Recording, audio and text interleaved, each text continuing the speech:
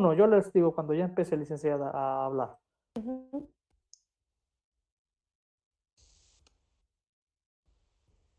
Listo.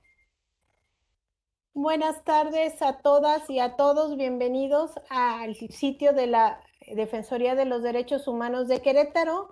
Mi nombre es Rosalía Alarcón, soy la secretaria ejecutiva aquí en la Defensoría y me da mucho gusto recibirlos en esta actividad que estamos iniciando en un día muy especial como es hoy, el día 25, en el que tenemos el gusto de iniciar un ciclo de conferencias sobre esta temática. Sean bienvenidos. Para iniciar esta actividad, les cedo el uso de la voz a nuestra presidenta, la doctora Roxana Ábalos Vázquez. Muchas gracias, Rosalía. Muy buenas tardes a todas y a todos. Es para mí un gusto darles la bienvenida también a la Defensoría de los Derechos Humanos del Estado de Querétaro. Hoy es un día especial ya que iniciamos una actividad que tiene por objeto promover los derechos de las mujeres y analizar los diversos problemas que afectan el goce pleno de los mismos. Como saben, el 25 de noviembre se celebró el Día Internacional de la Eliminación de la Violencia contra la Mujer en conmemoración del asesinato de las hermanas Mirabal, Patria, Minerva y María Teresa, 3 activistas políticas asesinadas el 25 de noviembre de 1960 a manos de la policía secreta del dictador Rafael Trujillo en República Dominicana. En el año 1999, la Asamblea General de las Naciones Unidas, a través de la Resolución 54-134, decidió declarar ese día e invitó a los estados y a las diversas organizaciones a generar espacios, actividades dirigidas a sensibilizar la opinión pública respecto del problema de la violencia contra las mujeres. La Organización de las Naciones Unidas, en 2008, lanzó la campaña Únete para poner fin a la violencia contra las mujeres y en 2009 se proclamó el día 25 de cada mes como el día naranja, un día para actuar, generar conciencia y prevenir la violencia contra las mujeres y las niñas. Por ello, la Defensoría de los Derechos Humanos de Querétaro se suma a esta iniciativa 25 Día Naranja, realizando cada mes un foro de encuentro en el que podemos conocer la experiencia de diversos expertos en las temáticas que se encuentran vinculadas con la prevención de la violencia, así como los intercambios de puntos de vista sobre acciones que se deben adoptar, para eliminar todo tipo de violencia contra las mujeres. A lo largo de este 2021 haremos con anticipación, por supuesto, la difusión de los temas que se abordarán cada mes para que puedan acompañarnos. Las diversas pláticas se llevarán a cabo de la misma forma a través de las redes sociales de la Defensoría. Como hoy, se llevará un registro de las personas que se inscriban para que al final, al cumplir con los requisitos establecidos, se les entregue una constancia de participación. De igual forma, voy a aprovechar el uso de la voz para adelantarles que también se llevará a cabo en la semana del 8 al 12 de marzo un ciclo de conferencias en conmemoración del Día Internacional de la Mujer, en el que esperemos que nos puedan acompañar escuchando y participando en ellas, ¿no? Ahora sí, como señala mi secretaria ejecutiva, después de todos estos comerciales, sin más preámbulos, es un gusto que presentemos a nuestra invitada especial, la maestra Mayra Hernández Rodríguez, por lo que le pido a la licenciada Rosalía Alarcón que dé lectura a su semblanza curricular. Mayra, muy bienvenida, y a todas y a todos ustedes bienvenidos a este ciclo de conferencias. Gracias. Muchas gracias, doctora. Pues efectivamente tengo el gusto y el placer de presentar a nuestra ponente del día de hoy, la maestra Mayra Hernández Rodríguez. Ella es licenciada en Derecho con especialidad en Derecho Privado y una maestría en Derecho por la Universidad Autónoma de Querétaro. También cuenta con una maestría en Estudios de Género por nuestra misma casa de universitaria, obteniendo el grado con mención honorífica por la tesis Género y Derecho frente al feminicidio, una propuesta formativa desde los estudios universitarios de licenciatura para la impartición de justicia con perspectiva de género. También ha cursado el diplomado en Género, Mujeres y Política, impartido por la Fundación Universitaria de Derecho, Administración y Política y Género de la UAC. Fungió durante 5 años como asesor jurídico en la Procuraduría de la Defensa del Menor y la Familia del Sistema DIF Estatal Querétaro. Fungió durante más de 6 años como asesora legislativa en el Congreso del Estado de Querétaro. Presidenta de la Academia de Igualdad de Género de la Coordinadora Nacional de Abogados de México, CONAMEX Querétaro. Fundadora e integrante del Consejo Incluyente por una Cultura de Igualdad de Derechos, Impulso y Respeto hacia las Mujeres, Coincidir Mujeres AC.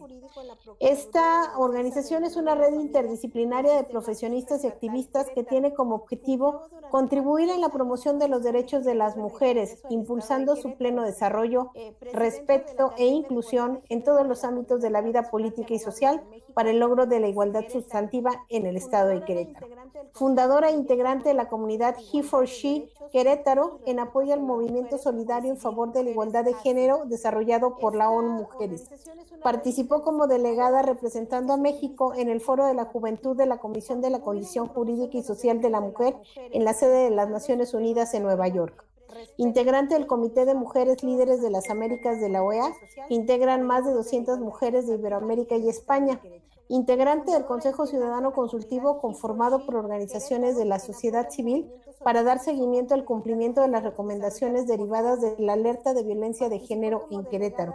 Ha participado como docente capacitador en el Instituto Nacional de Capacitación Jurídica, ha impartido ponencias en distintos foros y diplomados y organizado otros sobre igualdad de género y derechos humanos, y actualmente es consultora independiente especializada en género y derechos humanos.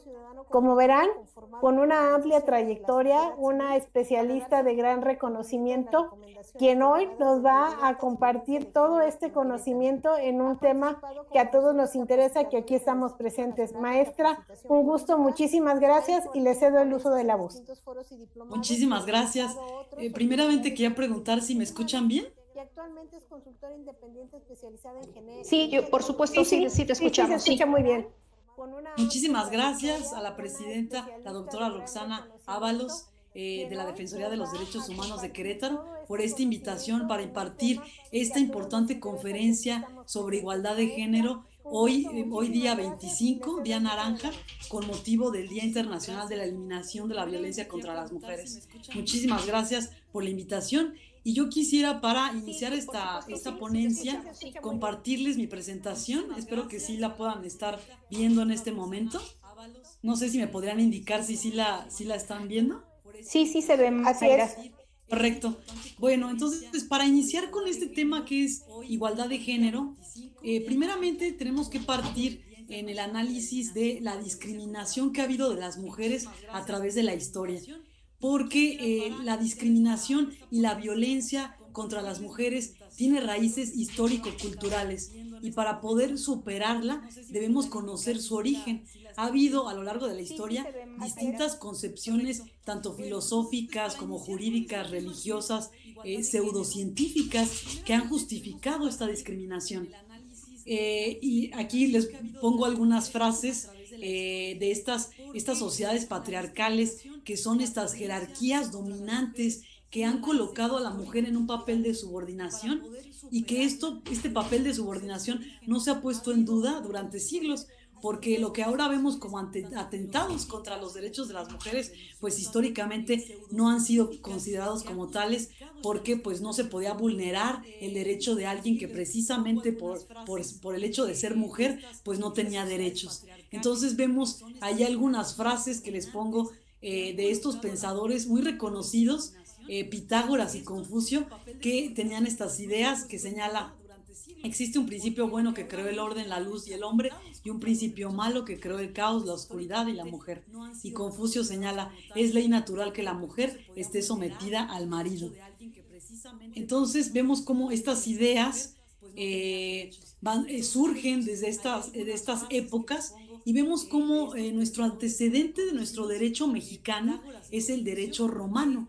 Y aquí en el derecho romano es importante conocer este antecedente porque la democracia en Roma reconocía la igualdad de los ciudadanos ante la ley, pero excluía de esta categoría de ciudadanos a las mujeres, a los extranjeros y a los esclavos. Y existía una figura muy importante que es el pater familias, que este era el hombre ciudadano independiente, sui juris se le llamaba, bajo cuyo control estaban todos los bienes y las personas que pertenecían a su familia, es decir, su esposa y sus hijos. Y entonces él tenía este derecho de decidir sobre la vida, incluso la muerte de su esposa o de sus hijos. Y este ejercicio del poder se denominaba patria potestas, que si ustedes pueden ver es el antecedente del término patria potestad. Y este es el antecedente de nuestro derecho mexicano, por eso es muy importante conocerlo, cómo desde ahí ya existe pues esta dominación y subordinación sobre la mujer que se traduce en nuestro sistema jurídico mexicano. Y bueno, ya pasando posteriormente, avanzando en la historia, vemos en la Edad Media cuál era el papel de las mujeres en esta época. Pues vemos que el valor de la mujer tenía esta relación únicamente a su papel reproductor, se le educaba para el matrimonio y también eran consideradas menores de edad o como si fuera la calidad de menores de edad, como incapaces para realizar diferentes actividades públicas, inclusive la tutela, después de estar en el seno familiar, la tutela de las mujeres la tenía el padre y posteriormente al casarse pasaba al marido y si el marido fallecía, esta tutela pasaba a los hijos. Entonces vemos cómo ahí igualmente vemos esta pues dominación y control. Posteriormente ya en la Revolución Industrial vemos esta costumbre de la dote. ¿Qué significa esto? Cuando había estos bienes que se ofrecían a las familias de la mujer y que se ofrecían a la familia del esposo, ¿no? Como ya como parte al momento de casarse. Entonces, una vez que esta persona era elegida por los padres, pues estos quedaban exentos de cualquier responsabilidad, ¿no? Ya le tocaba la responsabilidad al esposo. Y el principal cometido de la mujer casada en esta época, pues era únicamente tener hijos. Si podría haber una segunda alternativa para las mujeres en esta época, era ingresar a un convento donde podía aprender a leer y escribir. Era la única manera donde podían acceder a la educación. Posteriormente vemos ya en el siglo XVII y siglo XVIII, donde se da el fin del feudalismo y se da un reconocimiento a la igualdad de los derechos de los hombres. Pero aquí hablamos únicamente de los varones, porque se reivindica la libertad del hombre, donde es esta lucha por los derechos humanos y por la ciudadanía, pero únicamente se considera a los hombres, queda excluida la mujer y vemos cómo tenemos esta primera declaración de los derechos humanos, que es la Declaración del Hombre y del Ciudadano, que este es el antecedente de nuestra Declaración Universal de los Derechos Humanos, pero donde queda excluida completamente la mujer. Entonces, hay una contrarrespuesta a esta declaración que hace Olympe de Gouges. Ella es una feminista de esa época, donde ella defiende y señala y denuncia que la Revolución Francesa olvidaba a las mujeres en este proyecto de igualdad y libertad. Y entonces ella hace este documento de la Declaración de la Mujer y la Ciudadana, que este es el primer documento histórico que propone la igualdad de derechos de las mujeres en relación con los hombres, y ella señala ahí, ella hace este señalamiento de que la mujer nace libre y debe permanecer igual al hombre en derechos, y señala ya el lenguaje incluyente como señala ciudadanas y ciudadanos. Entonces, este es el primer antecedente que tenemos del lenguaje incluyente, y por hacer ella esta propuesta, esta aseveración, pues es asesinada en la guillotina, porque en esas épocas, pues que una mujer hiciera esta propuesta, pues era algo de verdad, algo muy, pues algo que muchas personas estaban en contra de esta situación, ¿no? Y vemos cómo ya avanzando, pues surge el feminismo ya en el siglo XIX y siglo XX, y la lucha del movimiento feminista surge por una razón. En el siglo XIX las mujeres de las clases trabajadoras se veían obligadas a trabajar en fábricas para poder ganar un salario, en largas jornadas de trabajo con mal pagado, mal remunerado. Entonces ellas se encontraron en una situación de explotación laboral. Y precisamente por esta explotación laboral se unen y empiezan a realizar marchas para luchar por sus derechos. Y ellas en estas manifestaciones y en estas reuniones donde se unen mujeres de diferentes clases sociales, ellas coinciden en que lo principal que se tiene que luchar es en el logro del sufragio, del voto de las mujeres. Es el principal derecho que se tiene que consagrar, el ser consideradas ciudadanas y poder votar y ser votadas. Entonces, después de esto vemos que ya en 1948 se proclama la Declaración Universal de los Derechos Humanos, donde ya se reconoce explícitamente la igualdad de derechos entre mujeres y hombres. Y posteriormente vemos qué pasa en México. Este movimiento feminista que surge en Inglaterra, en Francia, tiene eco en todo el mundo, como también tuvo eco en toda Latinoamérica y en México. Y entonces, gracias a esto, en 1915 se realiza entonces el primer Congreso Feminista en Yucatán, donde todas las feministas se unen para demandar que se otorgara el voto ciudadano a las mujeres. Y ustedes saben que nuestra Constitución de 1917 es una Constitución que ha sido reconocida a nivel internacional, incluso se dice que es una Constitución perfecta, mas sin embargo, esta Constitución no reconoció a las mujeres como ciudadanas ni les otorgó el sufragio. Fue hasta 1953 cuando el presidente Adolfo Ruiz Cortines expide ya la reforma constitucional en la que otorga la plenitud de derechos ciudadanos a la mujer mexicana. O sea que tenemos 68 años las mujeres de ser consideradas ciudadanas en México. Esto es importante mencionarlo porque de ahí deviene esta brecha de desigualdad amplia que tenemos las mujeres en relación a nuestra participación política electoral. Entonces vemos cómo la participación política de la mujer es resultado de una lucha social constante para que entonces fueran reconocidos nuestros derechos como ciudadanas mexicanas. Y entonces vemos cómo el feminismo tiene diversas olas. Como ya decíamos, la primera ola del feminismo ilustrado, ellas lo que señalaban era y luchaban por la reivindicación de la ciudadanía de las mujeres, que ellas tenían un lema que señalaba: sin derechos civiles para las mujeres no hay revolución. Igualmente, posteriormente llega la segunda ola del feminismo, que es el feminismo sufragista, que es lo que comentábamos, el movimiento sufragista, donde ellas reivindican el derecho al voto a las mujeres y tienen este lema que señala: sin derechos políticos para las mujeres pues no hay paz ni democracia. Y la tercera ola es el feminismo contemporáneo, que ahí lo que se busca es la reivindicación de un cambio de valores y que la justicia legisle aspectos considerados como privados, es decir, las cuestiones de la violencia familiar, la violencia de género, que muchas veces no se denunciaba porque se realizaba en un espacio privado y las mujeres no iban a denunciarlo por pena o algunos testigos decían, bueno, es un asunto de pareja, es un asunto marital, no nos metemos en eso. Entonces es como este asunto privado que se considera privado. Gracias al movimiento feminista y a la lucha del movimiento feminista, pues se considera ahora un tema público, ¿no? Por eso se dice lo privado es público también y hay que hacer políticas públicas enfocadas. Y también algo que se sigue sosteniendo en este feminismo es la abolición del patriarcado como estructura social, que vemos que aún no lo cumplimos, no hemos avanzado en varios aspectos que vamos a ver en esta ponencia, como algunos de ellos, mas sin embargo no hemos logrado abolir el patriarcado, este sistema patriarcal de opresión. Y el lema que tiene esta tercera ola es: sin derechos sociales para las mujeres no hay derechos humanos ni justicia, y que todavía pues persiste esta denuncia.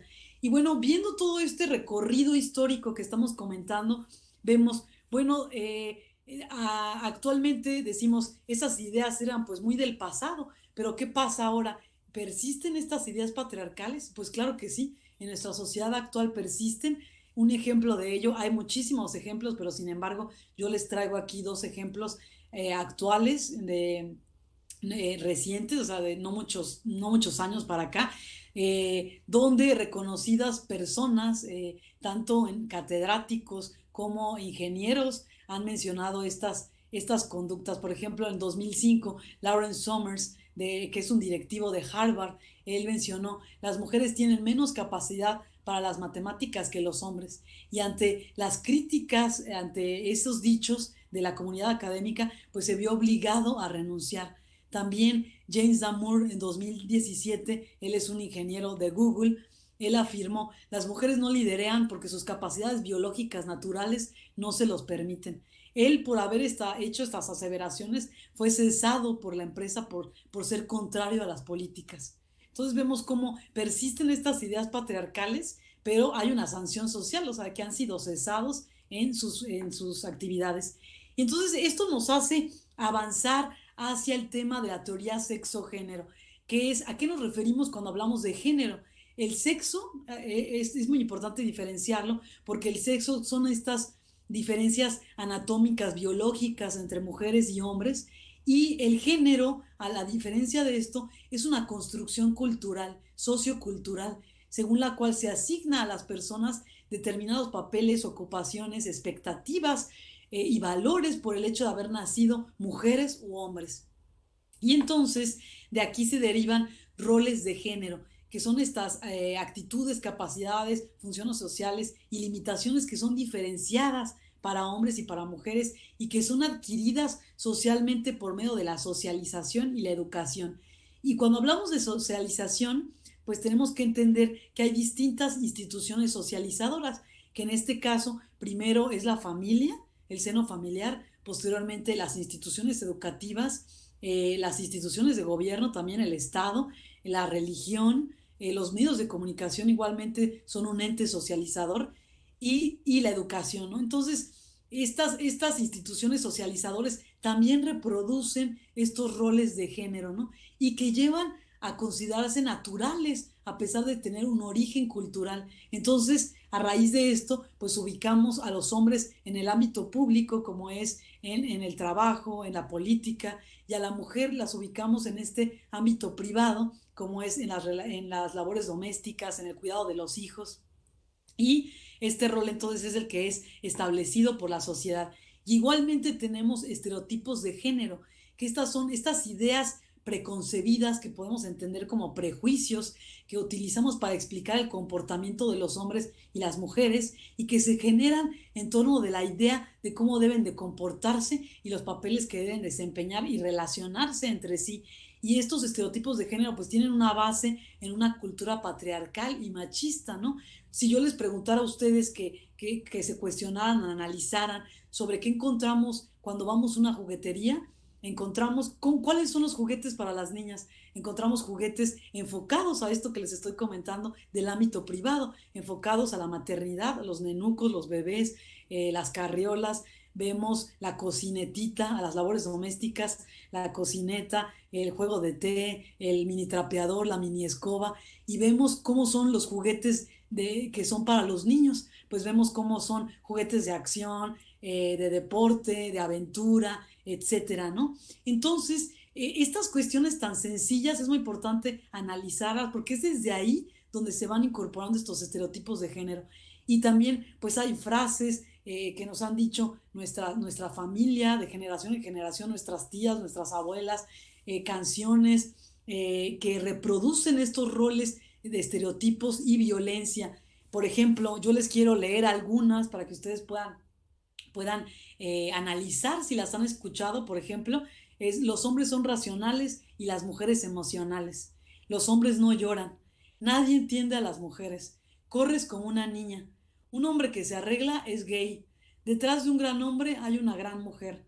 Tú lo provocaste por llevar esa ropa, para que se haga machito. Las mujeres juntas ni difuntas. Seguro obtuvo ese puesto porque se acostó con alguien. La mujer debe atender a sus hijos y a su marido. Debes aprender a comportarte como una señorita. Si no sabes cocinar, no te vas a casar. No deberían de molestarse porque les digan piropos en la calle. ¿A quién no le gusta sentirse guapa? A la mujer en casa nada le pasa. Mujer al volante, peligro constante. y la última, calladita te ves más bonita. Estas son frases que ustedes dirán si las han escuchado o no, si se las han dicho y que hemos escuchado y que las hemos interiorizado y no las hemos cuestionado. Y entonces, con estos estereotipos lo que pasa es que estamos enseñando a los niños a progresar en el ámbito público, es decir, a ejercer su libertad en la acción, en descubrir sus talentos, en ser ambiciosos o independientes, y a las niñas les estamos enseñando a progresar en el ámbito privado, a ser esposas, madres, en el ámbito afectivo, en el cuidado de los hijos y en la dependencia. Esta es la trascendencia de educar en este tipo de estereotipos negativos. Y por supuesto que a raíz de esto, pues entonces vamos construyendo identidades. Y a esto le llamamos feminidades y masculinidades. Y estas identidades se construyen, decimos, que con estos estereotipos negativos, tanto el masculino como el femenino, que ahí les estoy poniendo en qué se relacionan estos estereotipos. El masculino se construye con la imagen de la necesidad de dominio, de agresión y realización. Algunas características es el ser independiente, no emocional, agresivo, insensible, competitivo, experimentado, fuerte, activo, seguro de sí mismo. Y el estereotipo femenino, al contrario, se relaciona a las mujeres con el cuidado y la dependencia, con el ser emocionales, pasivas, sensibles, débiles, delicadas, sumisas, complacientes. Entonces, estas construcciones de identidades van generando una masculinidad y feminidad hegemónica. ¿Qué quiere decir esto? Que estamos hablando de una forma de ser masculino y ser femenino. O sea, una manera particular de serlo, un modelo hegemónico tradicional de masculinidad y feminidad, el cual contiene características aceptadas de comportamiento para hombres y para mujeres, y entonces hemos sido socializados y educados bajo un mismo modelo de ser hombre y ser mujer. Y yo lo explico muy sencillo. Un ejemplo de esto es como en una obra de teatro y nos dan un guión de la obra y nos dicen, este es tu guión de mujer y este es tu guión de hombre, y tienes que actuar en base a ese guión. Y si tú te sales de ese guión, va a haber una consecuencia social. Esa consecuencia, pues, es la discriminación o un rechazo social. Entonces, este modelo hegemónico masculino afecta a los hombres, porque decíamos, los estereotipos de género nos afectan tanto a las mujeres como a los hombres. Y este modelo tradicional de ser hombre, pues entonces señala que exige esta represión de las emociones, ¿no? Que principalmente esta represión de la tristeza, que no se les permite a los hombres reconocer el miedo, porque pues eso cuestiona su hombría. Igualmente la presión por los logros, por ser siempre el mejor, es una exigencia de ser siempre el triunfador, el exitoso, y entonces se relacionan con otros hombres a través de esta competencia permanente. Igualmente el demostrar siempre ser el fuerte, ¿no? Que el que pone el orden, y sobre todo que ante alguna situación de crisis pues parecen que no tienen el derecho de quebrantarse, ¿no? Y este elemento es muy importante porque implica también el uso de la violencia para ejercer el control sobre distintas situaciones, ¿no? Y esta violencia se puede dirigir hacia otros hombres, pero también hacia las mujeres, hacia sus hijas e hijos. Y también el modelo el modelo hegemónico, femenino, que decíamos que también afecta a las mujeres, pues es este relacionado en que debemos ser delicadas y débiles, y esta condición se relaciona a que siempre debe de haber otro que cuida y proteja a la mujer, ¿no? En un primer momento el padre o los hermanos, y posteriormente pues ya casadas, este papel a la pareja, ¿no? Y entonces incluso es esta figura masculina que se necesita para no ser violentada, ¿no? Muchas veces cuando se ha denunciado la violencia sexual, las mujeres en la calle, pues los agresores sexuales dicen, bueno, pues es que yo la agredí porque iba sola, o sea, iba sola y entonces quiere decir que yo podía agredirla, ¿no? Entonces hay todavía esta idea. Y el ser cuidadora de los demás, de los hijos, de los hermanos, de los papás, de los nietos, o sea, hasta a las abuelitas todavía, hacia los nietos, o sea, esta obligación no termina. Es una de las características más asociadas a las mujeres, el de cuidar de los otros. Y también, pues ser emocionales es algo que se permite a las mujeres expresar nuestras emociones. Igualmente, el ser pasivas es que si la mujer pues toma la iniciativa, pues es considerada como desobediente, rebelde, fuera del papel que le corresponde, ¿no? Entonces, ¿cuál es la nueva propuesta que se hace desde la perspectiva de género? Precisamente es las nuevas masculinidades, es romper con estos modelos hegemónicos y hacia modelos basados en una concepción igualitaria, no jerárquicos. Entonces, estos modelos proponen a los hombres, proponen aceptar su propia vulnerabilidad, que también los hombres son vulnerables. Esta situación se relaciona inclusive con políticas de salud, porque las estadísticas señalan que los hombres son los que menos acuden a los servicios de salud y por eso vemos muchas enfermedades de cáncer, de colon, por ejemplo, varios, donde los hombres no se atienden su salud precisamente por esta situación de que primero ellos son fuertes y no necesitan ir a cuidarse o acudir a un doctor, ¿no? Y esto tiene impactos también en las políticas de salud. Igualmente, aprender a expresar emociones y sentimientos como el miedo, la tristeza, como ya decía en los estereotipos que les leí, las frases, pues a los hombres no se les permite llorar desde chiquitos. Entonces, eso hace que haya una represión de estas emociones. Eso es muy importante mencionarle porque también las estadísticas lo señalan. Quienes más cometen suicidio son los hombres precisamente por esta represión de emociones. Y igualmente el aprender a pedir ayuda y apoyo es algo que realmente no se hace y son temas tampoco que no se hablan con otros hombres. Entonces, igualmente algo fundamental es aprender métodos no violentos para resolver los conflictos, porque en esta masculinidad tóxica, pues se ha enseñado que la forma de resolver conflictos es a través de la violencia. Y lo vemos en muchos ejemplos como los niños en la secundaria, los adolescentes que se pelean para resolver los conflictos y demostrar quién es el más fuerte, ¿no? La ley del más fuerte. Y ahí empieza también el tema del bullying, ¿no? Entonces, ¿y qué proponen las nuevas feminidades a la par? Pues proponen que exista un liderazgo y toma de decisiones, un cuidado de sí misma, porque decimos que la mujer siempre está enfocada hacia los demás y casi nunca ve hacia sus propios cuidados. Entonces es muy importante favorecer el autocuidado hacia las mujeres, que tengan un tiempo para sí mismas y el tema de la autoestima. Y por supuesto también la conciliación vida laboral familiar, porque el tema de la desigualdad de la distribución de las labores del hogar es todavía algo persistente y necesitamos que exista una democratización familiar, una corresponsabilidad familiar en las labores del hogar y en el cuidado de los hijos. Y también que podamos avanzar hacia una sororidad, porque decíamos que este sistema machista, patriarcal, pues ha enseñado a las mujeres a que somos enemigas. Entonces, necesitamos confrontar esto con la alianza de las mujeres, con la sororidad. Y bueno, entonces aquí ya llegamos a hablar en este avance del tema, en qué es entonces la perspectiva de género, qué implica la perspectiva de género. Es reconocer las relaciones de poder que ya decíamos que se dan entre los géneros, que es favorablemente para los hombres como un grupo social y discriminatorias para las mujeres, como ya veíamos, esta discriminación histórica que tiene condiciones estructurales y que esto ha sido constituido pues social, cultural e históricamente, ¿no? Entonces, la perspectiva de género sostiene que las relaciones de desigualdad entre los géneros pues tienen efectos en la producción y reproducción de la discriminación y que adquieren también expresiones concretas en el ámbito del trabajo, en la familia, en la política, en las organizaciones, en las empresas, en la salud o en la ciencia, en todos los ámbitos en general. Y entonces esto nos lleva a hablar a la discriminación de género, que la discriminación es esta situación de marginación sistemática hacia las mujeres que está profundamente arraigada en la sociedad patriarcal.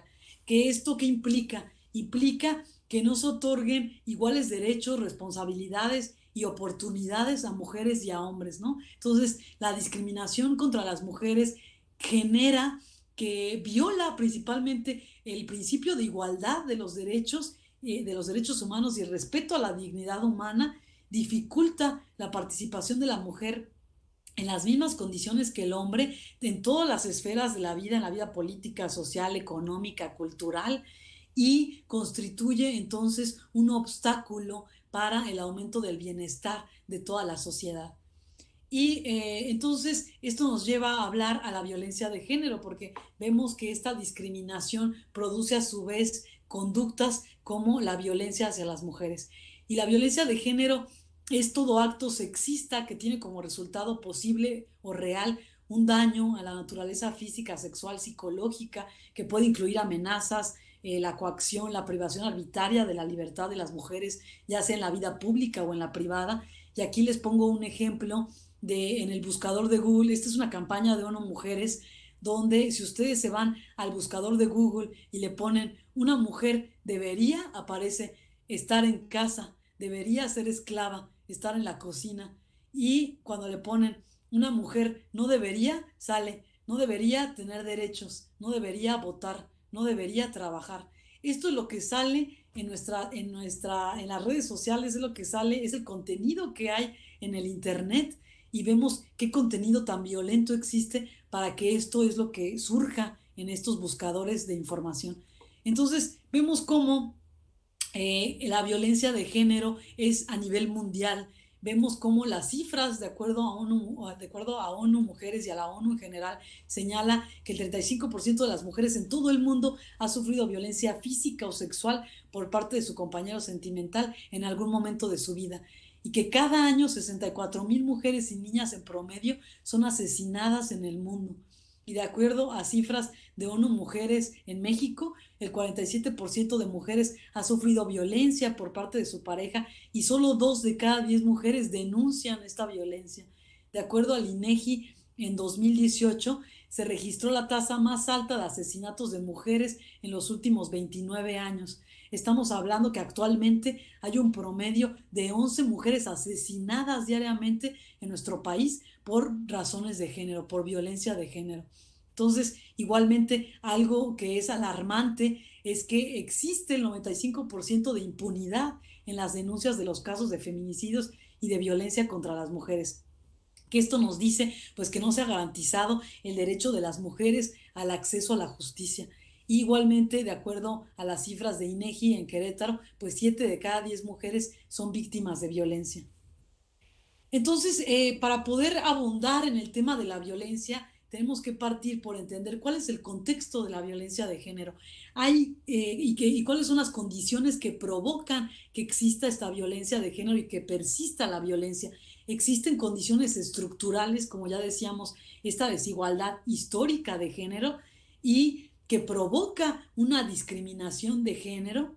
Y también tenemos, que ya es lo que hablábamos recientemente, lo que les comentaba de qué era la discriminación, y que vulnera la dignidad de las mujeres. Y también encontramos condiciones socioculturales, que esto nos habla de una cultura machista y patriarcal que está asentada en nuestra sociedad y que se sigue reproduciendo. Y que entonces esto genera una normalización de la violencia, que no se cuestione y que esté totalmente normalizada por la sociedad. Y también encontramos condiciones jurídico-políticas, que en este caso es una ausencia de perspectiva de género en el diseño de políticas públicas, que entonces lo que provoca es que haya una ausencia de políticas públicas efectivas o eficaces para erradicar la problemática. Entonces, avanzando en esto, también es importante mencionar que conozcamos cuáles son los tipos de violencia contra las mujeres que existen. Hay distintos tipos, desde la física, que es el daño físico del ejercicio de la fuerza física, puede ser con un arma o con un objeto para provocar o no lesiones a las mujeres. También tenemos la violencia sexual, que es este acto que degrada y daña el cuerpo y la sexualidad de la víctima. Esta es una expresión del abuso de poder que implica esta supremacía masculina sobre la mujer al denigrarla y al concebirla como un objeto sexual. Y tenemos también la violencia psicológica, que es este acto u omisión que daña la estabilidad psicológica de las mujeres, que puede consistir con insultos, humillaciones, comparaciones destructivas, el rechazo, las amenazas, y que esto es muy grave porque puede llevar a la víctima a una depresión, al aislamiento, a una devaluación de su autoestima e inclusive al suicidio. Y aquí hay muchos casos de mujeres que con una grave violencia psicológica llegan al suicidio. Y también tenemos la violencia económica, que es esta acción o omisión que afecta la supervivencia económica de la víctima, que esto se refiere a controlar el ingreso de sus percepciones económicas, de su salario. En muchas comunidades, las mujeres indígenas que venden sus artesanías, tienen que dar ese dinero a sus esposos, porque por el machismo que existe, y ellos controlan estos ingresos. Igualmente también en muchas estratos sociales existe esa situación de control económico, ¿no? Y también la desigualdad salarial que existe en las empresas es un tipo de violencia económica de igual manera, el que no exista esta igualdad salarial. Y también encontramos la violencia patrimonial, que es este acto o omisión que afecta la supervivencia de la víctima, porque se relaciona con la sustracción o destrucción de los objetos, documentos personales, pueden ser tarjetas de crédito, pueden ser bienes, automóviles, etcétera, todos los bienes o derechos patrimoniales o recursos económicos de la víctima para su control, para controlarla. Y también encontramos la violencia familiar, que es este abuso de poder o omisión intencional para someter, controlar, agredir. Puede ser de distintas maneras: física, verbal, psicológica, patrimonial, económica, sexual, hacia las mujeres, hacia sus hijos, dentro o fuera del domicilio familiar. Y también encontramos la violencia laboral y docente, que se ejerce por las personas que tienen un vínculo laboral o docente, que quiere decir en los centros de trabajo o en las escuelas, y que consiste en tener este abuso de poder. Y aquí podemos encontrar distintas modalidades de la violencia, en este caso en el tema de la violencia laboral, porque encontramos el hostigamiento sexual y el acoso sexual. ¿Cuál es la diferencia aquí entre los dos? Es que el hostigamiento sexual existe una relación de subordinación hacia la víctima frente al agresor. Esto puede ser en el ámbito laboral o escolar, puede ser que sea de un maestro con una alumna, o puede ser de un jefe con una empleada. Y en relación a la diferencia con el acoso sexual, es que ahí no hay, si bien no existe una subordinación, si hay un ejercicio abusivo de poder que conlleva a un estado de indefensión a la víctima y un riesgo para la víctima. Esto puede darse entre alumnos o entre los mismos compañeros de trabajo.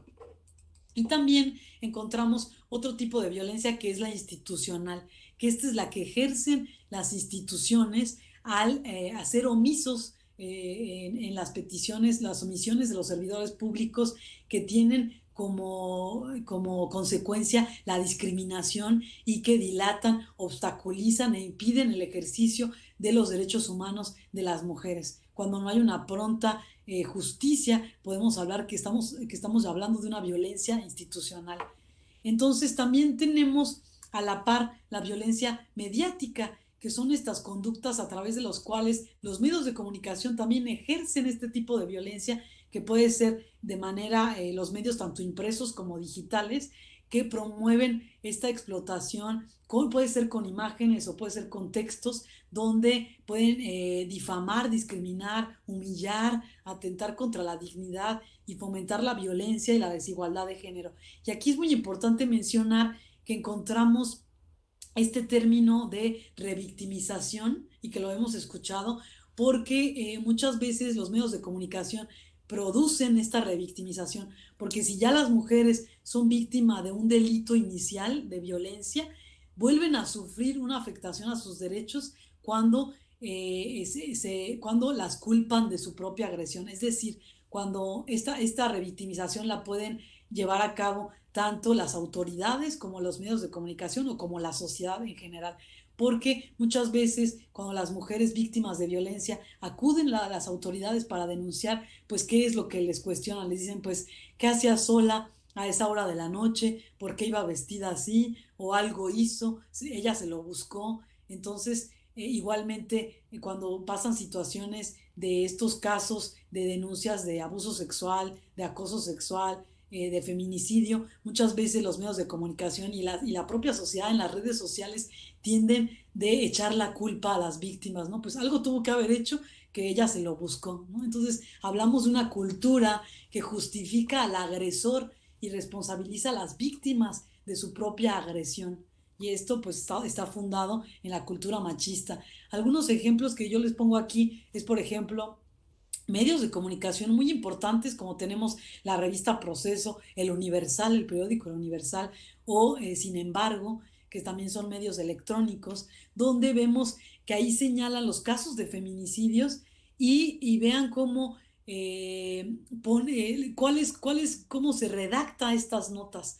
Aquí vemos cómo dice: juez condena a 50 años de prisión a estudiante modelo que descuartizó a jovencita, ¿no? Entonces, aquí la situación es por qué decir, por qué destacar que es un joven modelo, ¿no? Cuando estamos hablando de un feminicida. Y también el Universal señala: investigaciones especulan que el decirle a su novio que estaba embarazada provocó que éste la asesinara, precisamente señalando como si fuera la culpa de la propia mujer el que el novio la haya asesinado, ¿no? Entonces, igualmente, sin embargo, señala ahí un asesinato de una niña de 5 años, señalan que fue asesinada por un policía y señalan policía galardonado y señalan todas las méritos de este policía cuando estamos hablando de un feminicida, ¿no? Entonces es ahí la importancia de cuestionar también esta violencia mediática que se ejerce también por los medios de comunicación. Y también vemos otro tipo de violencia muy actual, pues es esta que se enfoca a la violación de la privacidad y de la intimidad, que conocemos como la pornovenganza, que es cuando una persona coloca en el internet fotos o videos sexuales de otra persona sin su consentimiento y que esto es muy grave porque afecta gravemente psicológicamente a las víctimas. La difusión de estas imágenes pues causa un grave impacto psicológico, pues por la humillación pública que tienen, igualmente pueden llegar igualmente al suicidio. Entonces, aquí en Querétaro ya hemos avanzado mucho en este tema porque ya se hizo una reforma al Código Penal donde ya tenemos en el artículo 167 esta tipificación de la violencia digital, donde ya señala que quien comparta estas imágenes o videos sin consentimiento, pues ya tiene una sanción de 3 a 6 años de prisión. Y esto es muy importante mencionarlo porque a veces se desconoce. Y es una violencia que se comete muy común ahorita en estos días. Y por supuesto también la violencia más extrema que podemos hablar es la violencia feminicida, que es la forma extrema de violencia contra las mujeres por el solo hecho de ser mujeres, porque está basada en una misoginia y en un odio hacia las mujeres, un rechazo hacia las mujeres que provoca una muerte, un asesinato violento, ¿no? Y aquí hay diferentes razones de género que para distinguir del homicidio al feminicidio es que haya existido una violencia sexual, que haya habido lesiones degradantes en el cuerpo de las mujeres, que haya habido antecedentes de amenaza o acoso sexual, que haya una relación con la víctima, puede ser de parentesco o una relación del novio o exnovio, que haya sido incomunicada y que el cuerpo haya sido expuesto en algún lugar público.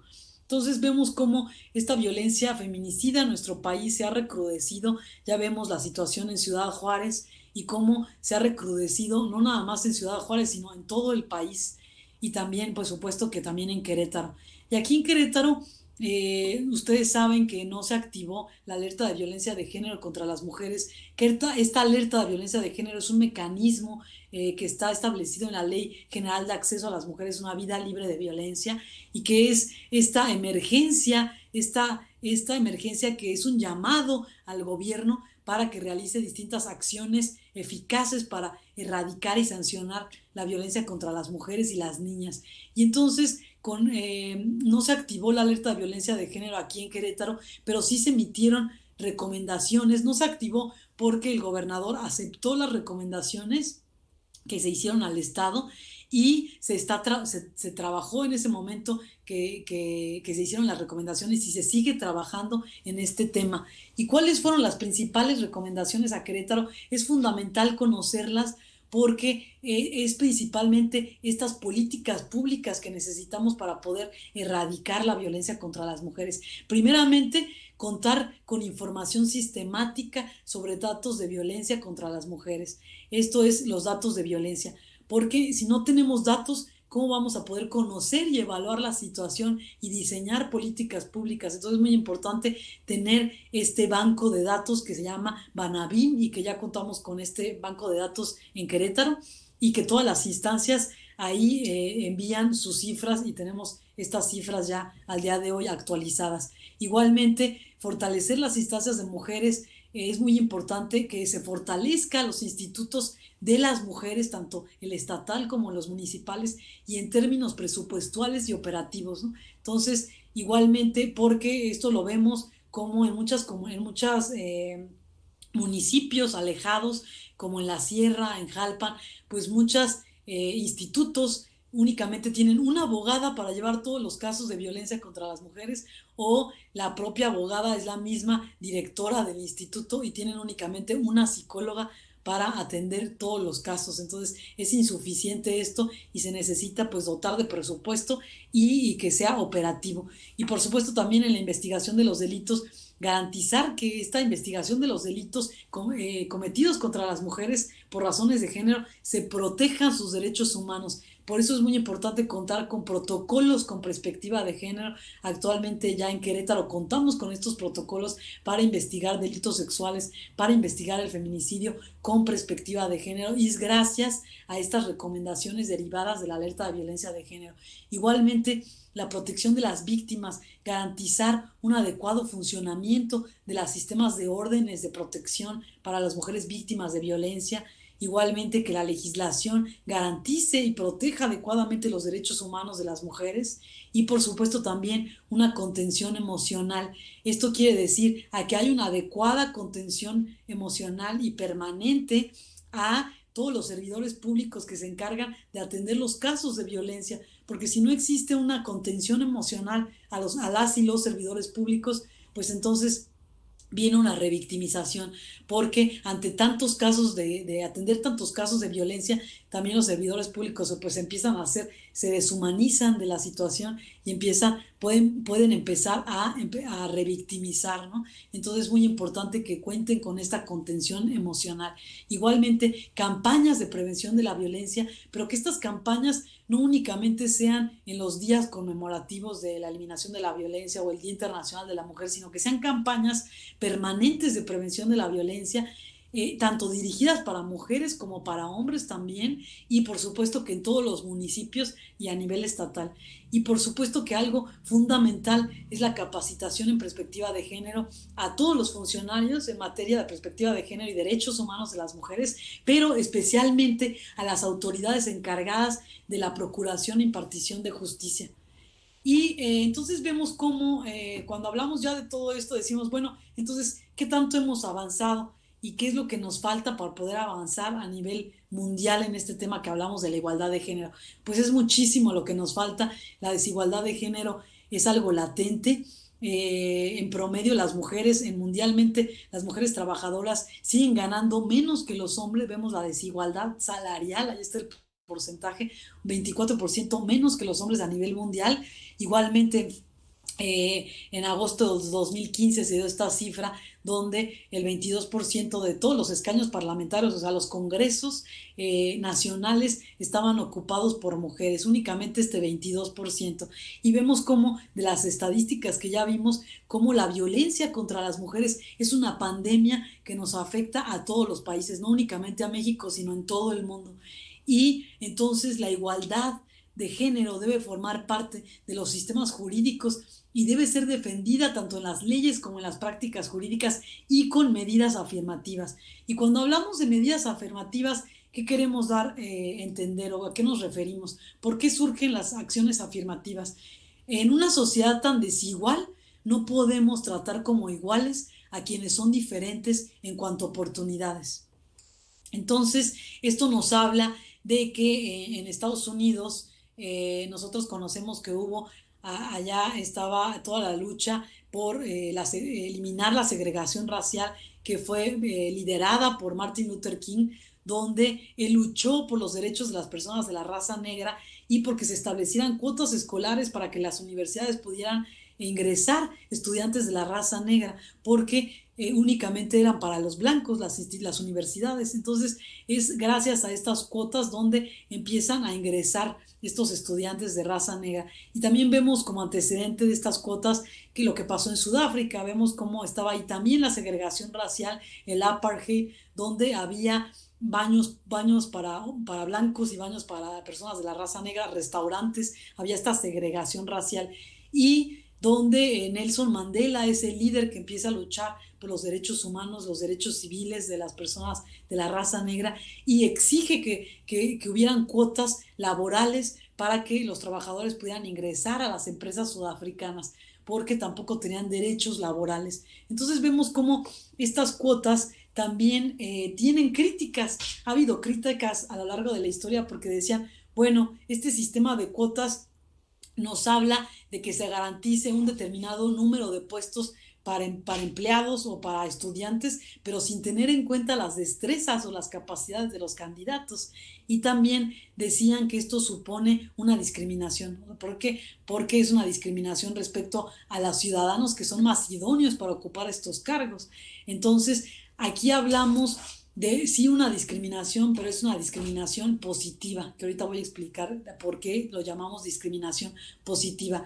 Igualmente, entonces las acciones afirmativas son válidas, porque si realmente queremos erradicar la discriminación social, las acciones afirmativas son necesarias porque nos permiten elevar estas condiciones de desigualdad en la misma condición para buscar una igualdad real.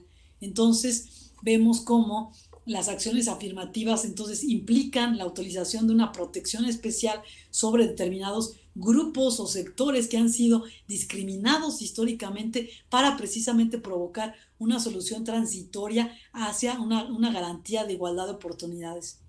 Y por supuesto que el objetivo es hacer desaparecer la discriminación existente en la actualidad o en el momento de su aplicación para corregir la pasada y evitar la futura. Entonces, se trata de políticas concretas, temporales, y por eso decimos que son temporales, porque cuando las condiciones mejoran, pues ya no son necesarias. Por ejemplo, estas cuotas en la educación ya no son necesarias en las universidades de Estados Unidos, porque cualquier estudiante, independientemente de su raza, puede acceder a la educación, pero mientras exista una discriminación específica, son necesarias para vencer estas resistencias al cambio, estas dificultades y obstáculos hacia una oportunidad verdadera, hacia una igualdad de oportunidades. Entonces, esto que hablamos, pues por eso les decía, esto que decíamos y me voy a regresar a la pasada diapositiva donde decíamos las críticas.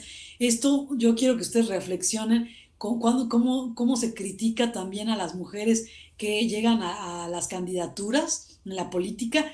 Precisamente por llegar por una cuota de género, se les cuestiona cuáles son sus destrezas, cuáles son sus capacidades de la mujer que llega a esa candidatura, pero no se les cuestiona a los hombres sobre sus capacidades, o sea, se toma por un hecho que tienen esa capacidad. Y entonces es eso, las cuotas de género son estas obligaciones en la ley para los partidos, para las autoridades, de garantizar este acceso efectivo a las candidaturas y para poder garantizar los derechos político-electorales para las mujeres. Y esto precisamente, la importancia de las cuotas de género radican precisamente en erradicar la discriminación política de las mujeres para que puedan acceder a estos cargos de representación popular y de gobierno, igualmente en la administración pública, para poder llegar a una paridad, que es lo que llamamos de 50 y 50.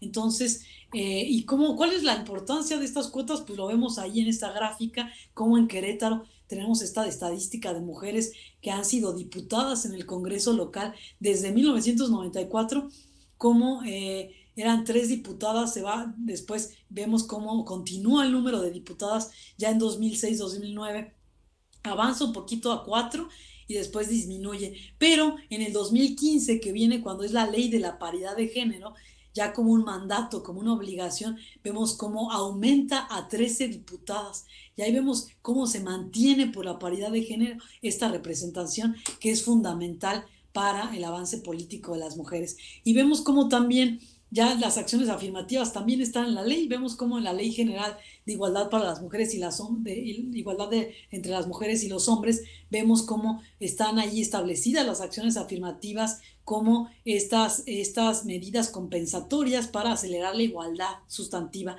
Igualmente en la Ley General de los Derechos de las Niñas, Niños y Adolescentes, vemos cómo también se señala que se tienen que establecer estas acciones afirmativas para lograr la igualdad sustantiva entre las niñas, niños y adolescentes. Y por supuesto que la ley establece que esta es una obligación del Estado de implementar estas acciones afirmativas. Y entonces vemos cuál ha sido el diagnóstico a nivel internacional de cómo nos encontramos el avance de las mujeres a nivel internacional. Tenemos esta plataforma de acción de Beijing de 1995, donde nos habla de este diagnóstico que se hizo a nivel internacional. Y porque no es solamente en México, sino en todo el mundo. Y se vio que era la feminización de la pobreza, donde las más pobres siguen siendo las mujeres. Existe una doble jornada laboral, o sea, un trabajo remunerado y no remunerado, que nos referimos a las labores domésticas y de cuidados. Hay una violencia contra las mujeres, persiste esta violencia en todos sus tipos que ya hablábamos, una ausencia de oportunidades en todos los ámbitos, carecen de autonomía en la toma de decisiones, decíamos, la violencia económica, el control del ingreso, todavía se da en muchas comunidades y en muchas zonas o de costumbres. Existe un limitado acceso a la educación, porque en muchas comunidades comúnmente quien acude a la escuela o que tiene la oportunidad de acudir a la escuela pues son los varones, los hijos varones, ¿no? Por un tema de usos y costumbres. Igualmente la brecha salarial, persiste esta desigualdad, las mujeres siguen ganando menos que los hombres por el igual trabajo y precisamente también carecen de patrimonio propio porque igualmente por los usos y costumbres, pues quienes son en mayoría los dueños de las tierras pues son los hombres y muy pocas mujeres son dueñas de las tierras. Esto las hace que pues que no tengan acceso a la banca ni a créditos y entonces con lo que avanza entonces ahí la desigualdad y también prevalece el techo de cristal en el ámbito laboral y político porque existen estas barreras invisibles que no hemos logrado tumbar, como es también la violencia política y el acoso y hostigamiento sexual. Y entonces, derivado de todo este diagnóstico que se hizo mundial, todos los países dicen, bueno, necesitamos hacer un compromiso para impulsar la igualdad, el desarrollo y la paz para todas las mujeres en el mundo. Y entonces se da la Declaración del Milenio, que tiene un objetivo particular, que es el objetivo tercero, que es promover la igualdad y el empoderamiento de la mujer. Y ahí vemos cómo, de ahí, este es el antecedente de los objetivos de desarrollo sostenible, donde vemos que ya está establecido en el objetivo quinto la igualdad de género. Y lo que establece este objetivo quinto es precisamente poner fin a todas las formas de discriminación contra las mujeres y las niñas en todo el mundo, eliminar todas las formas de violencia contra las mujeres y las niñas, tanto en el ámbito privado como público, todas las prácticas nocivas como el matrimonio infantil, la mutilación genital, que eso pasa en África, y el matrimonio infantil, a lo mejor ustedes podrán decir, eso no pasa en México, pero claro que pasa, porque en muchas comunidades, por usos y costumbres, los papás siguen casando a sus hijas con hombres mayores y también a cambio de ganado, a cambio de tierras. Entonces, esto se sigue dando. Ya ahorita recientemente hubo una reforma y se está proponiendo la reforma en todos los estados para que no existan estas diferencias, donde se puede dar el matrimonio en la edad de 16 años o 14 años en las niñas cuando hay una autorización de los padres, que hay una dispensa. Entonces, la idea es eliminar esta dispensa para que definitivamente se elimine el matrimonio infantil porque atenta contra el derecho el desarrollo integral de la niñez. Y por supuesto también reconocer y valorar los cuidados no remunerados y el trabajo doméstico no remunerado y como lo que decíamos también la responsabilidad compartida en el hogar y la familia. Y por supuesto, otra de las metas es velar por la efectiva participación de las mujeres y la igualdad de oportunidades de liderazgo y la adopción de decisiones en la vida política, económica y pública. Y por supuesto, garantizar el acceso universal a la salud sexual y reproductiva y los derechos reproductivos. Entonces, estos son los objetivos y las metas a cumplir por todos los países y lo que nos lleva a hablar sobre qué es lo que entendemos por igualdad de género.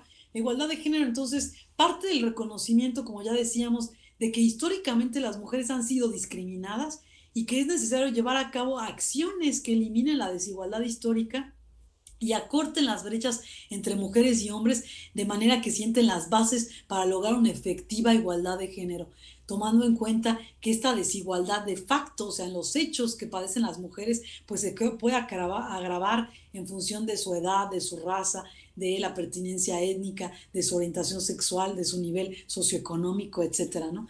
Entonces, aquí es importante hacer la diferencia entre la igualdad sustantiva, la igualdad formal y la igualdad sustantiva. La igualdad formal es esta que está contenida en la ley, que ya señala la mujer y el hombre son iguales ante la ley, pero necesitamos avanzar hacia una igualdad de facto. ¿Qué quiere decir esto? Una igualdad en los hechos, sustantiva, sustancial.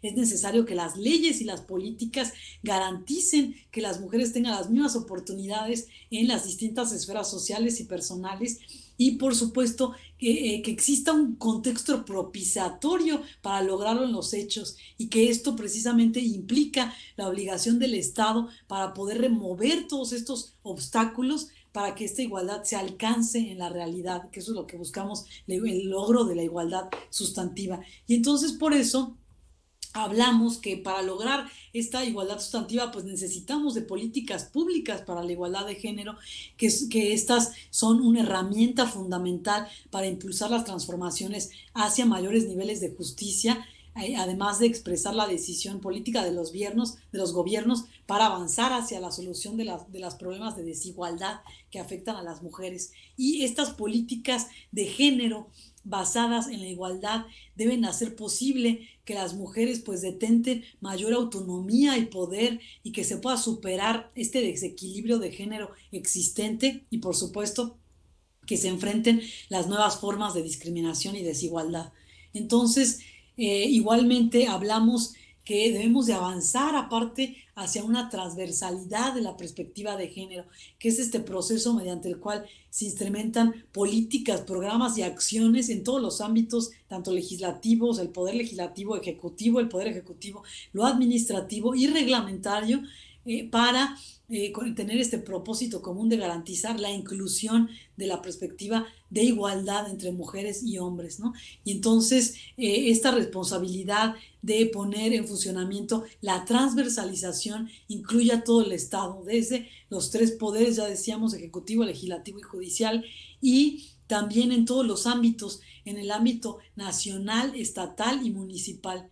Y por supuesto que algo muy importante también es el poder contar con presupuestos con perspectiva de género, porque este es el indicador principal del compromiso del gobierno con los derechos de las mujeres y con la igualdad de género. Sabemos que si no hay presupuesto, pues difícilmente vamos a poder avanzar en tener políticas públicas efectivas, y eso es un gran reto que tenemos como ahorita en la función pública.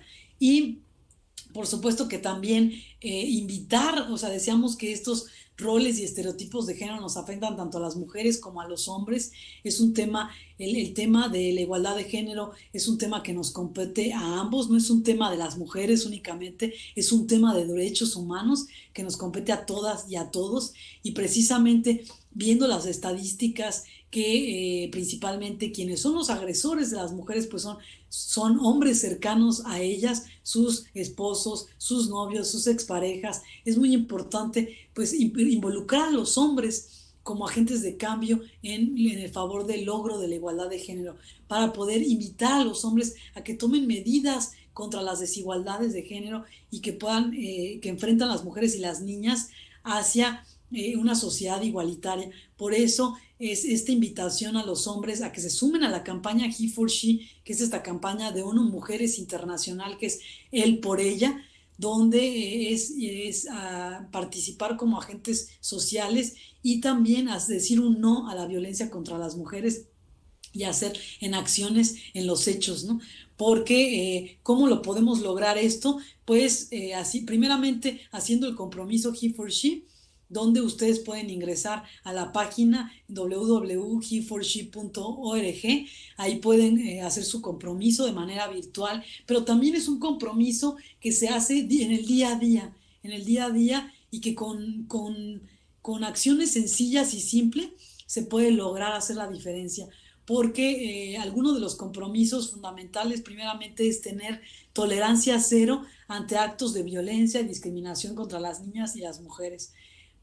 Esto tolerancia habla también de que si ellos son testigos de la violencia, si están viendo que una mujer es agredida en un lugar público o que están compartiendo información íntima de una mujer, unos amigos, o están viendo que ocurre una violación sexual y ellos son testigos de esta situación, pues hablar, hacer un llamado a las autoridades y actuar en favor de los derechos de las niñas y las mujeres, para no ser cómplices de la violencia. Igualmente, creer y actuar en favor de la igualdad social, política y de oportunidades económicas. Esto es hacer acciones enfocadas para poder eliminar esta desigualdad salarial, que eso es muy importante. Los hombres que se encuentran al frente de las empresas, poderlo hacer en el sector privado. Igualmente, otro de los compromisos es comprender que dar un paso adelante por las niñas y las mujeres es dar el paso adelante para toda la humanidad. Y por supuesto, lo que comentábamos, que hablar cuando sean testigos de acoso físico, emocional o sexual, ¿no? Entonces, es muy importante que los hombres se sumen a esta lucha, a este movimiento en favor de la igualdad. Y como Emma Watson lo ha señalado, que ella es la embajadora de buena voluntad de Naciones Unidas de la campaña He for She, ella señala este llamado a los hombres, donde les dice: quiero que los hombres asuman este reto para que sus hijas, hermanas y madres puedan sentirse libres de prejuicio, pero también para que sus hijos tengan el permiso de ser vulnerables y humanos, para que asuman aquellas características de ellos mismos que abandonaron y al hacerlos sean una versión más auténtica y completa de sí mismos. Entonces, este es el llamado, y yo terminaría con señalar cuáles son los retos que tenemos actualmente hacia todo lo que platicamos. Pues son varios retos.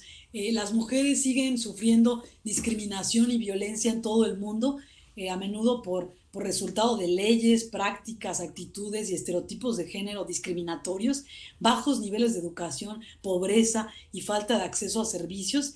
Y se ha logrado conseguir poder superar alguno de estos obstáculos, mas sin embargo falta mucho por hacer. Tenemos que seguir trabajando para lograr la igualdad de oportunidades para todas y todos, que es lo que mencionábamos, esta igualdad sustantiva, garantizar que las mujeres no sean discriminadas directa ni indirectamente, ni en el ámbito público ni en el privado, y mejorar la situación de facto de las mujeres adoptando políticas y programas concretos y eficaces con perspectiva de género.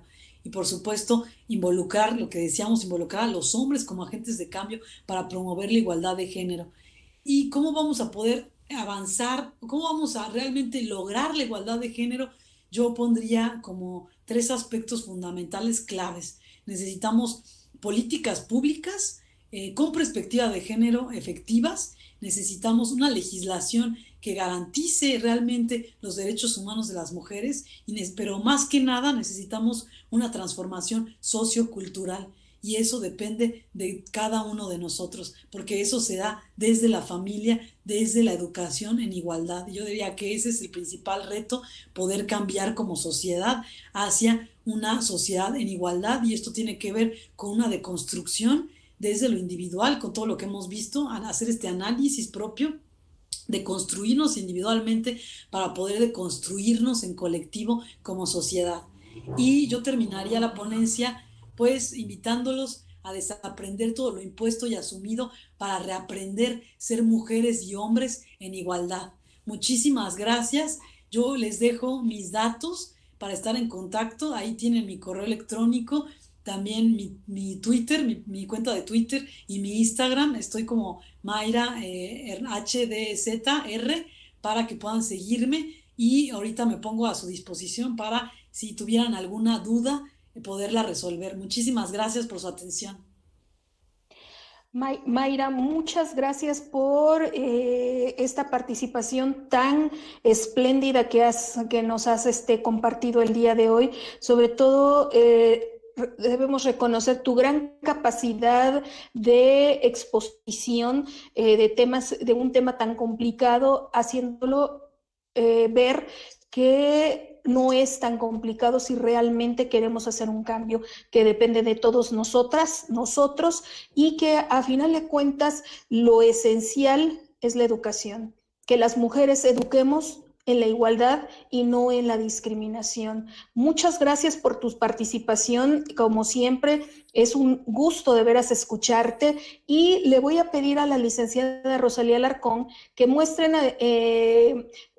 el reconocimiento que se te hace precisamente por esta participación, ¿sí? Muchísimas Sí. Sí, en un momento lo proyectamos, doctora.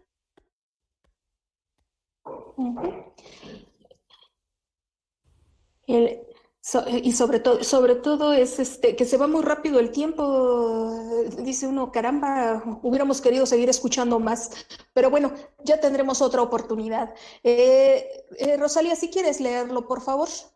Claro, claro que sí, doctora. La Defensoría de los Derechos Humanos de Querétaro otorga el presente reconocimiento a la maestra Mayra Hernández Rodríguez por haber impartido el tema igualdad de género en el marco del ciclo de conferencias del hashtag 25 Día Naranja, 25 de febrero de 2021. Firma la doctora Roxana de Jesús Ábalos Vázquez, presidenta de la Defensoría de los Derechos Humanos de Querétaro. Muchísimas gracias. Al contrario. Muchas gracias. Muchísimas gracias, licenciada Rosalía. Muy bien, no sé si tengas espacio para preguntas, Rosalía, que quieras, en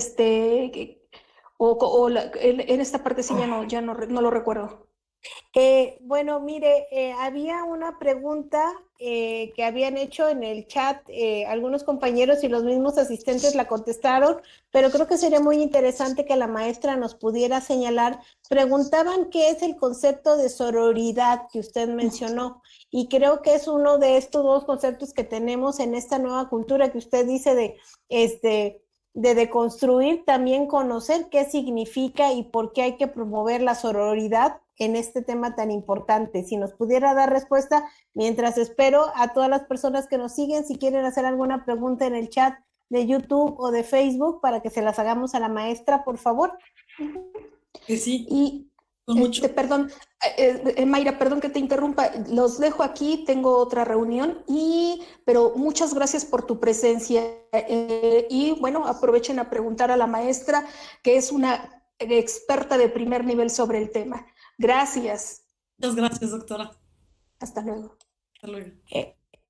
Perdón, maestra, antes de que nos dé su respuesta, aprovecho para hacer otra pregunta que creo que es muy interesante.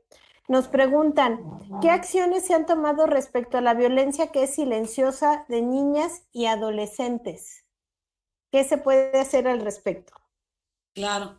Primeramente, para responder el tema de la sororidad, precisamente lo que comentábamos de esta cultura machista y patriarcal, pues se nos ha enseñado, conforme a estos roles y estereotipos de género, que como les decía en estas frases estereotipadas, las mujeres juntas ni difuntas, porque precisamente es tener esta idea de que las mujeres no nos podemos organizar o que somos rivales. Y lo que trata la sororidad, esta propuesta, viene este término de Estados Unidos que se llama sisterhood, que se refiere a hermandad, y que la palabra sororidad viene de sor, que significa hermana. Entonces es tratarnos como hermanas, todas las mujeres, porque precisamente esta discriminación pues nos implica a todas, y esta desigualdad histórica que mencionábamos tiene efectos y consecuencias para todas y todos. Y por supuesto que también muchas mujeres, todas las mujeres han sido víctimas en algún momento, lo vimos en las estadísticas, de algún tipo de discriminación y de violencia. Entonces se refiere a ser empáticas con otras mujeres respecto a esto y a poder actuar como en esta hermandad para ayudarnos las unas y las otras, para poder hacer alianzas y avanzar en muchos temas, como por ejemplo en los congresos, tanto locales como federales, se unen las diputadas con este principio de sororidad para impulsar precisamente todas las mujeres unidas legislaciones o agendas legislativas que abonen a la igualdad de género. Me parece que es muy importante que primero las mujeres puedan lograr esta unidad y hacer estos cambios palpables en las legislaciones y también sumar a los hombres en estas acciones. Entonces, tenemos mucho que lograr para poder erradicar estas ideas que se nos han hecho de que las mujeres somos enemigas y poder revertirlo, como decíamos, de construirnos y revertirlo en decir, a vernos como hermanas y como aliadas, y también a los hombres verlos como aliados en la suma de este movimiento por la igualdad. Esa sería la respuesta respecto del tema de la sororidad. Y respecto de la violencia de las niñas y adolescentes, sí, lamentablemente es muy importante visibilizar que también las niñas son víctimas de esta violencia que cada vez más se recrudece, que son víctimas de trata de personas, de explotación sexual, que también las desapariciones que hemos visto, igualmente hay los feminicidios infantiles, y que es muy importante que inclusive estas estadísticas que mencionábamos estén desagregadas por edad para saber esta violencia cuando se ha hecho hacia las niñas, ¿no? Y que tengamos estos datos precisamente para poder diseñar políticas públicas efectivas para erradicar estos tipos de violencia. Entonces, es muy, como ya se señalaba en la declaración de Beijing de 1995 que veíamos en la plataforma de acción de Beijing, ahí viene una esfera particular que es la niña, precisamente visibilizar a las niñas y entablar todas estas políticas, tanto en la legislación, como decíamos, la Ley General de Acceso a las Mujeres a una vida libre de violencia las contempla, y también la Ley General de los Derechos de Niñas, Niños y Adolescentes contempla específicamente un apartado de una vida libre de violencia para las niñas. Entonces, eso es todavía un reto que tenemos para lograr, porque pues persiste todos estos tipos de violencia y cada vez se recrudece cada día más, y por supuesto que con la contingencia lo hemos visto cómo se ha aumentado la violencia en el hogar y también el abuso sexual infantil. Entonces, eso es muy importante, el que podamos prevenir estas conductas y hacer un llamado hacia la prevención de todos los tipos de violencia contra las mujeres y las niñas. Perfecto, maestra. Muy, muy claro, muy necesarias estas precisiones que a veces por cuestión de tiempo se omiten, pero que son muy útiles también. No tengo por el momento más preguntas en los chats. Déjeme nada más dar una última verificación, pero sí agradecerle toda la información. Es muy amplia. Sé que son temas en los que podríamos hablar de cada uno de los aspectos mucho más tiempo. Pero bueno, la idea justamente es que con expertos como usted se enriquezca, se difunda exactamente qué es lo que afecta a las mujeres, ¿no? Aquí tengo otra pregunta, aprovechando el tiempo, si no hay inconveniente, maestra, porque todos están haciendo comentarios de felicitaciones a su participación y lo importante que es conocer este tema. Hay una pregunta. ¿Qué pasa cuando la mujer es intimidada laboralmente y a veces no es por hombres, sino por mismas mujeres con rangos laborales altos? ¿Quién puede apoyarlas en esos casos y cuándo expone su trabajo? ¿Y cuánto expone su trabajo a levantar la denuncia? Claro, sí, decíamos que la violencia laboral, como el hostigamiento, el acoso sexual, normalmente es cometido por los hombres, pero también la violencia se ejerce también por parte de las mujeres. Entonces, muchos casos, las agresoras son las mujeres. Entonces, y porque decíamos también que este sistema patriarcal, este sistema machista, pues ha hecho que existan también tanto hombres machistas como mujeres machistas, ¿no? Que reproducen este sistema. Entonces, es muy importante que exista primero esta conciencia, que decimos conciencia de género, conciencia de este machismo que tenemos interiorizado para poder trabajarlo y deconstruirlo en lo individual y después decíamos en lo colectivo. Y cuando se enfrentan estas situaciones de violencia de otras mujeres hacia otras mujeres en el ámbito laboral, pues tiene los mismos efectos y se tiene que actuar de la misma manera. Es acudir a hacer la denuncia, dependiendo del tipo de violencia que exista, y por supuesto que igualmente pues ante a las autoridades laborales, ¿no? Para que se pueda tener una sanción a quien está está ejerciendo este tipo de violencia. Ya muchas empresas lo que están haciendo son protocolos para prevenir y erradicar la violencia de género en las empresas y en los centros de trabajo. Entonces es muy importante que existan estos protocolos para saber a dónde acudir. Muchas empresas tienen también unidades de atención, que se llamarían unidades de género, que se crean específicamente para que puedan acudir las víctimas con una denuncia anónima, porque también las víctimas pues tienen miedo de las represalias o tienen miedo que vayan a ser despedidas de su trabajo por denunciar. Entonces es muy importante que estas denuncias se mantengan anónimas, que inclusive haya algún número, un número telefónico, un sistema de call center para poder recibir estas denuncias anónimas y que se pueda seguir un proceso administrativo de sanción a la persona que está cometiendo este delito, que puede ser el despido o pueden ser ya sanciones, dependiendo de la conducta, ya sanciones penales, ¿no? Por ejemplo, si existe un acoso sexual o una violencia sexual, pues sí acudir hasta las instancias penales, ¿no? De las autoridades estatales.